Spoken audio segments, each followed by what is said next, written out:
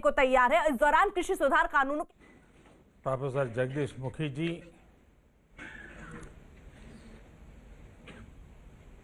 केंद्र में मेरे शिक्षा मंत्री श्री रमेश पोखरियाल निशंक जी, असम के मुख्यमंत्री श्रीमान सर्बानंद सोनोवाल जी, तेजपुर यूनिवर्सिटी के vice chancellor professor VK Jain ji, अन्य फैकल्टी मेंबर्स और तेजपुर यूनिवर्सिटी के तेजस्वी टैलेंटेड मेरे प्यारे स्टूडेंट्स, आज 1200 से ज़्यादा स्टूडेंट्स के लिए जीवन भर याद रहने वाला क्षण है।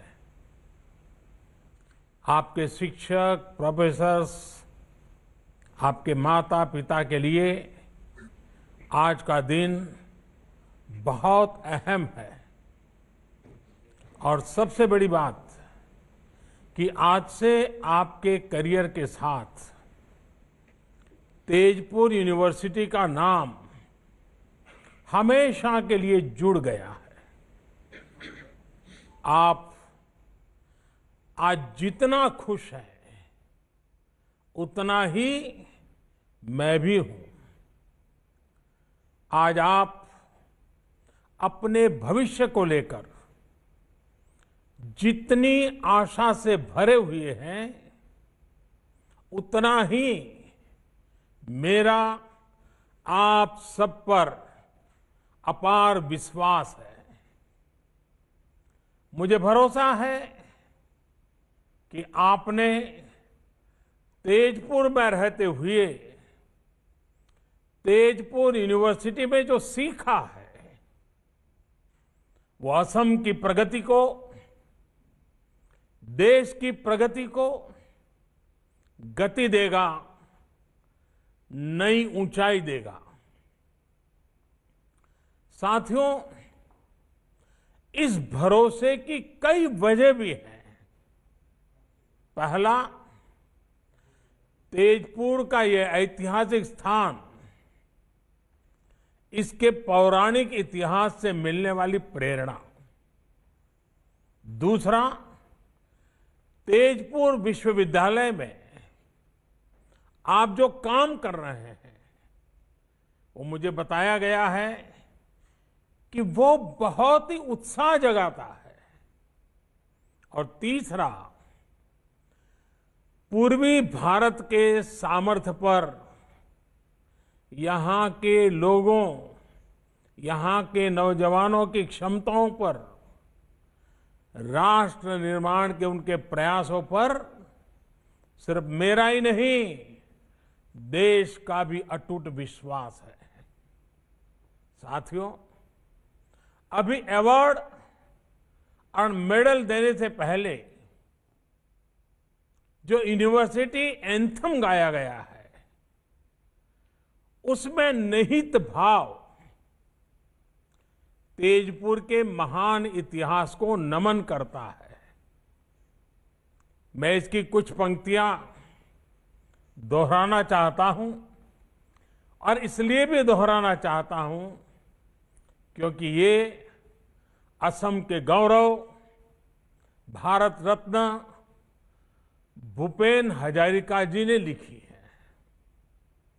उन्होंने लिखा है, अग्निगढ़ स्थापत्य, कलिया भौमोरार सेतु निर्माण, ज्ञान ज्योतिर्मय स्थेयी स्थान ते विराज से तेजपुर विश्वविद्यालय। यानी जहां अग्निगढ़ जैसा स्थापत्य हो, जहां कलिया भौमरा सेतु हो, जहां ज्ञान की ज्योति हो, ऐसे स्थान पर विराजमान है तेजपुर विश्वविद्यालय। इन तीन पंक्तियों में भूपेन दा ने कितना कुछ वर्णित कर दिया है।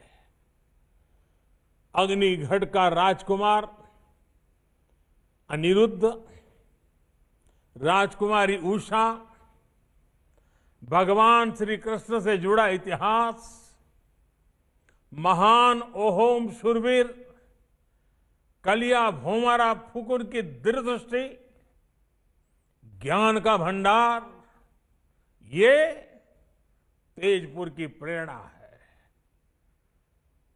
भूपेंद्र के साथ ही ज्योति प्रसाद अग्रवाल, विष्णु प्रसाद राभा, ऐसे महान व्यक्तित्व तेजपुर की पहचान रहे हैं। आप इनकी कर्मभूमि में, जन्मभूमि में पड़े हैं और इसलिए आप में गर्व का भाव होना और गौरव के कारण आत्मविश्वास से भरा हुआ आपका जीवन होना, ये बहुत स्वाभाविक है। साथियों, हमारा देश इस वर्ष अपनी आजादी के 75 वर्ष में प्रवेश कर रहा है। सैकड़ों वर्षों की गुलामी से मुक्ति दिलाने के लिए असम के अनगिनत लोगों का योगदान है। जो उस समय थे, उन्होंने देश की आजादी के लिए जीवन दे दिया, अपनी जवानी खपा दी। अब आपको नए भारत के लिए, आत्मनिर्भर भारत के लिए जी करके दिखाना है, जीवन को सार्थक करके दिखाना है।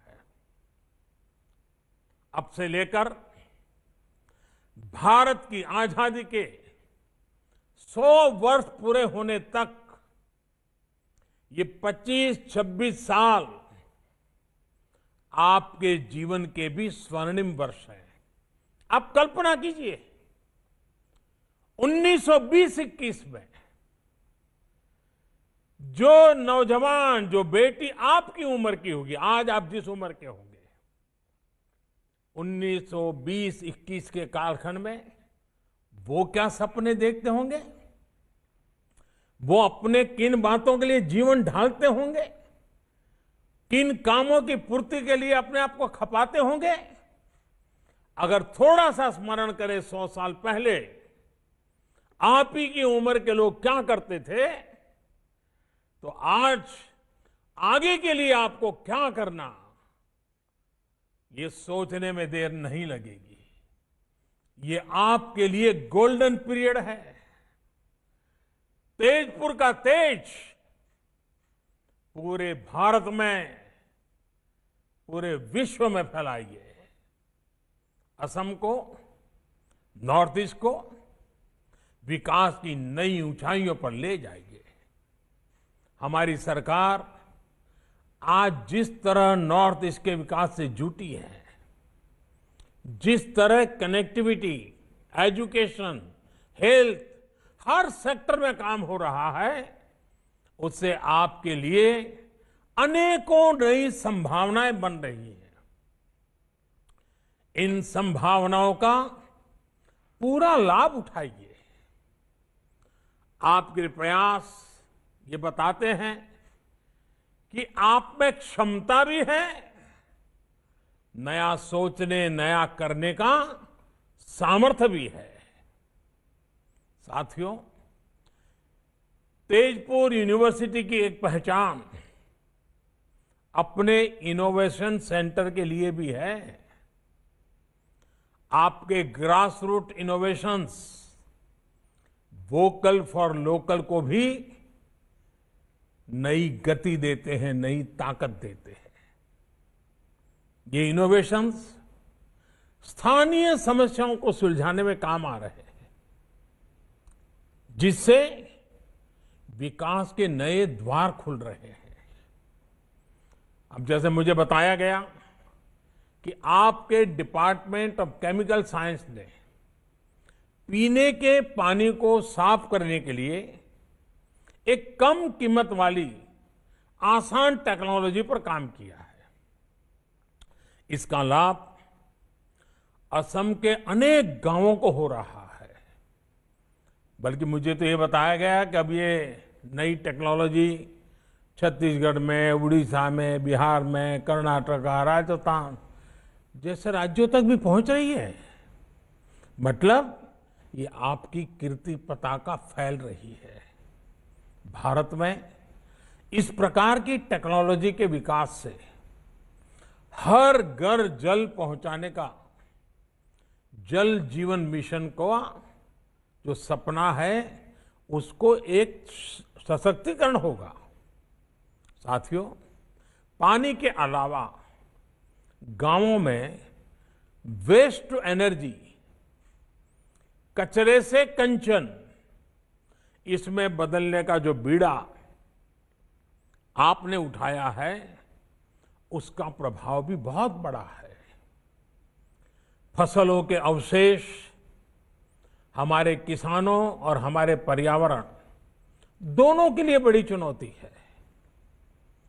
बायोगैस और ऑर्गेनिक फर्टिलाइजर से जुड़ी एक सस्ती और प्रभावी टेक्नोलॉजी को, उसको लेकर जो काम आप अपनी यूनिवर्सिटी में कर रहे हैं, उससे देश की एक बहुत बड़ी समस्या हल हो सकती है। साथियों, मुझे ये भी जानकारी दी गई है कि तेजपुर यूनिवर्सिटी नॉर्थ ईस्ट की बायोडायवर्सिटी और रिच हेरिटेज को संरक्षित करने का भी अभियान चला रही है। नॉर्थ ईस्ट के आदिवासी समाज की वो भाषाएं जिन पर विलुप्त होने का खतरा है, उनको डॉक्यूमेंट करना बहुत सराहनीय काम है। इसी तरह संत श्रीमंत शंकरदेव जी की जन्मभूमि नौगांव के बाताद्रव स्थान में सदियों पुरानी लकड़ी पर उकेरी गई कला का, उसका प्रिजर्वेशन हो, या फिर गुलामी के कालखंड में लिखी गई असम की किताबों और पेपर्स का डिजिटीकरण हो, अब वाकई इतने विविध कामों पर लगे हुए हैं, कोई भी इसको सुनेगा उसको गर्व होगा कि इतना दूर हिंदुस्तान के पूर्वी छोर पर तेजपुर में ये तपस्या हो रही है, साधना हो रही है। आप वाकई कमाल कर रहे हैं। साथियों, मैंने जब इतना कुछ जाना तो मन में ये सवाल भी आया कि स्थानीय विषयों पर, स्थानीय आवश्यकताओं पर इतना काम, इतनी रिसर्च करने की प्रेरणा आपको कहां से मिलती है? इसका जवाब भी तेजपुर यूनिवर्सिटी कैंपस में ही है। अब जैसे आपके हॉस्टल्स चराईदेव, नीलांचल, कंचनजंगा, पटकाई, धानसिरी, सुबनसिरी, कोपिली, ये सभी पर्वतों, चोटियों और नदियों के नाम पर है। और ये सिर्फ नाम नहीं है, ये जीवन की जीती जागती प्रेरणा भी है। जीवन यात्रा में हमें अनेक मुश्किलों, अनेक पर्वतों का सामना करना पड़ता है, कई नदियों को पार करना पड़ता है। एक बार का काम नहीं होता। आप एक पर्वत चढ़ते हैं तो फिर दूसरे की तरफ बढ़ते हैं। हर पर्वतारोहण के साथ आपकी जानकारी भी बढ़ती है, आपका एक्सपर्टाइज भी बढ़ती है और नई चुनौतियों को लेकर आपका पर्सपेक्टिव तैयार हो जाता है। इसी तरह नदियां भी हमें बहुत कुछ सिखाती है। नदियां कई सहायक धाराओं से मिलकर बनती हैं और फिर समंदर में मिल जाती है। हमें भी जीवन में अलग अलग लोगों से ज्ञान लेना चाहिए, सीखना चाहिए और उस सीख के साथ आगे बढ़ते हुए अपने लक्ष्य को प्राप्त करना चाहिए। साथियों, जब आप इसी अप्रोच के साथ आगे बढ़ेंगे तो असम, नॉर्थ ईस्ट देश के विकास में अपना योगदान दे पाएगा। आपने देखा होगा, कोरोना के इस काल में आत्मनिर्भर भारत अभियान हमारी वोकैबुलरी का अहम हिस्सा हो चुका है। हमारे सपनों के अंदर वो घुल मिल गया है। हमारा पुरुषार्थ, हमारे संकल्प, हमारी सिद्धि, हमारे प्रयास, सब कुछ उसके इर्द गिर्द हम अनुभव कर रहे हैं। लेकिन आखिर ये अभियान है क्या? आखिर बदलाव क्या हुआ रहा है? क्या ये बदलाव सिर्फ रिसोर्सेज में है? क्या ये बदलाव सिर्फ फिजिकल इंफ्रास्ट्रक्चर में है? क्या ये बदलाव सिर्फ टेक्नोलॉजी में है? क्या बदलाव सिर्फ बढ़ती इकोनॉमिक और स्ट्रेटेजिक माइट का है? ऐसे हर सवाल का जवाब हाँ में है। लेकिन इनमें से भी जो सबसे बड़ा परिवर्तन है वो है इंस्टिंक्ट का, एक्शन और रिएक्शन के नजरिए का है। हर चुनौती, हर समस्या से निपटने का हमारे युवा देश का अंदाज, देश का मिजाज अब कुछ हटकर है। इसका एक ताजा उदाहरण तो अभी हमें क्रिकेट की दुनिया में देखा है। आप लोगों में से बहुतों ने भारतीय क्रिकेट टीम के ऑस्ट्रेलिया टूर को फॉलो किया होगा। इस टूर में क्या क्या चुनौतियां हमारी टीम के सामने नहीं आई। हमारी इतनी बुरी हार हुई, लेकिन उतनी ही तेजी से हम उभरे भी और अगले मैच में जीत हासिल की। चोट लगने के बावजूद हमारे खिलाड़ी मैच बचाने के लिए मैदान पर डटे रहे। चैलेंजिंग कंडीशंस, इसमें निराश होने के बजाय हमारे युवा खिलाड़ियों ने चैलेंज का सामना किया, नए समाधान तलाशे। कुछ खिलाड़ियों में अनुभव जरूर कम था, लेकिन हौसला उतना ही बुलंद दिखा। उनको जैसे ही मौका मिला, उन्होंने इतिहास बना दिया। एक बेहतर टीम को अपने टैलेंट और अपने टेम्परामेंट में वो ताकत थी जिससे उन्होंने इतने अनुभवी टीम को, इतने पुराने खिलाड़ियों की टीम को पराजित कर दिया।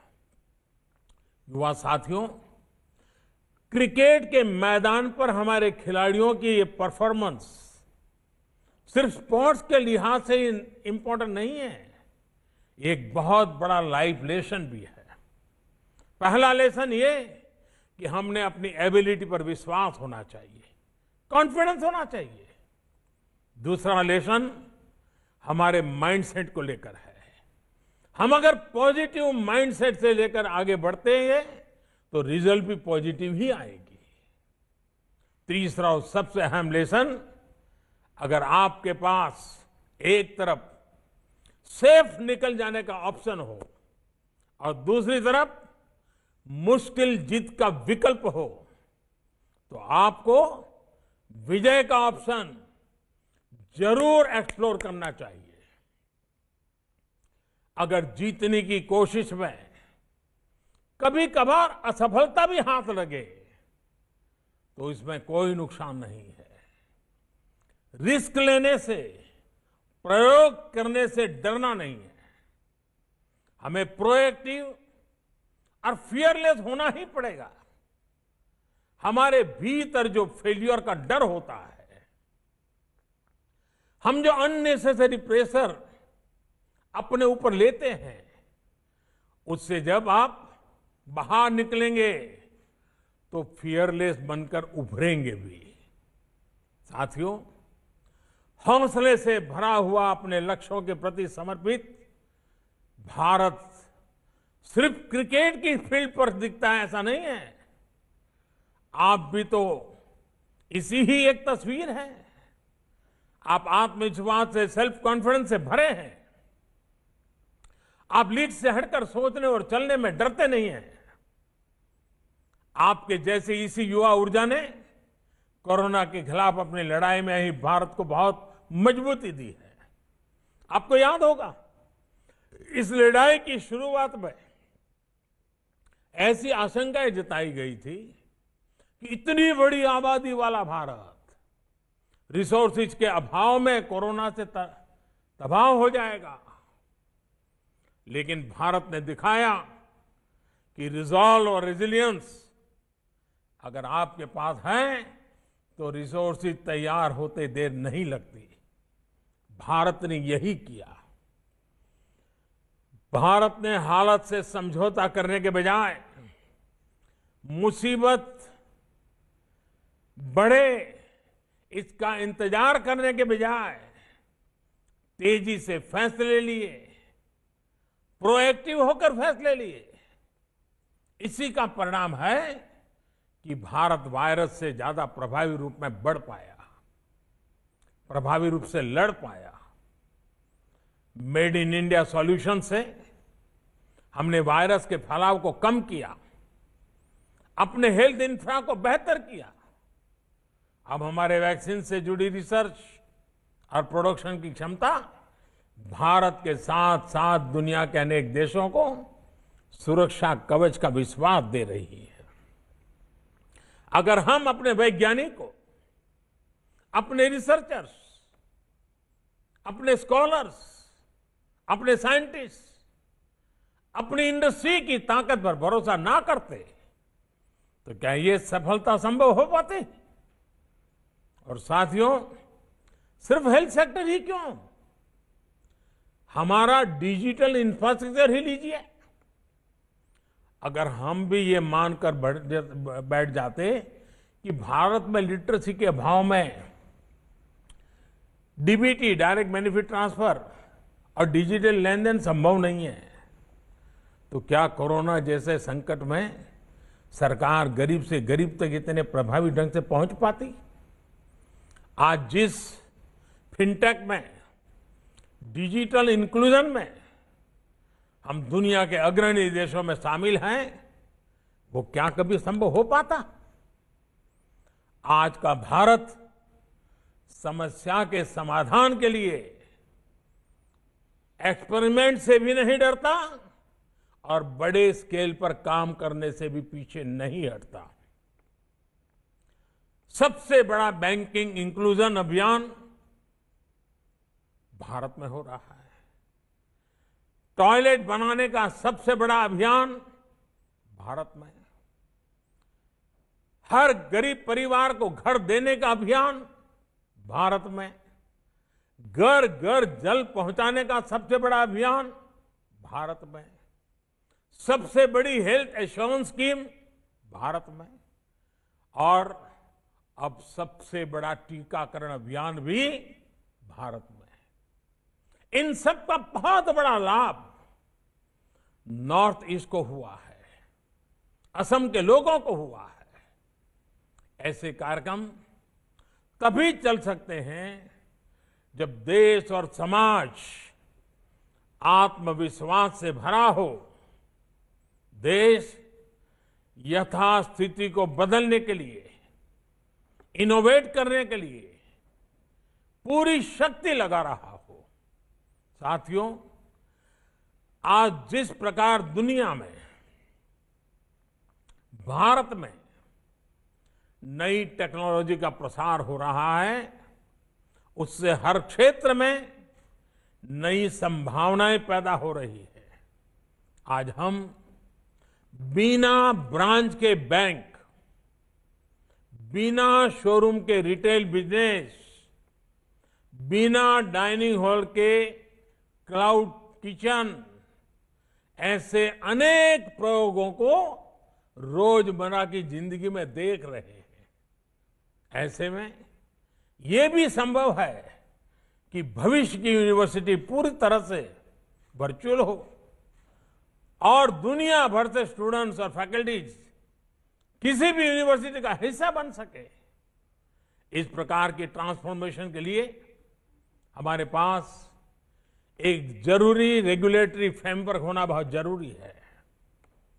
नई नेशनल एजुकेशन पॉलिसी के माध्यम से लगातार उसकी कोशिश की जा रही है।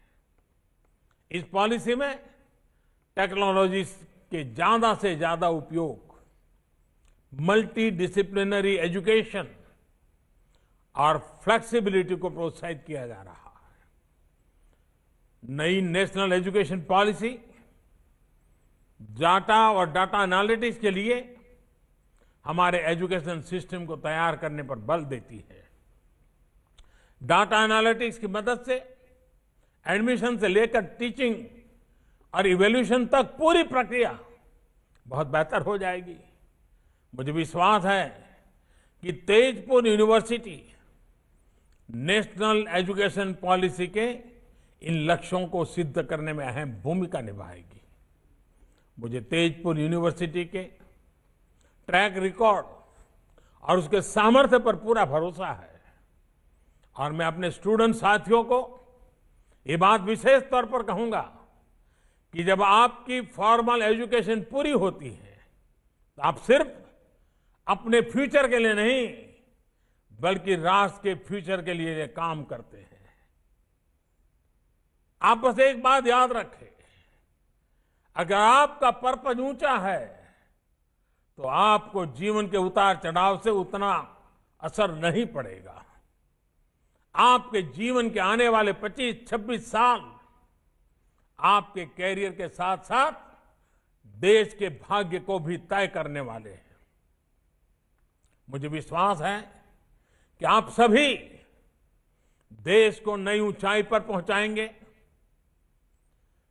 2047 जब देश आजादी का 100 साल मनाता होगा तो यही 25-26 साल का कालखंड आपके योगदान से, आपके पुरुषार्थ से, आपके सपनों से भरा हुआ होगा।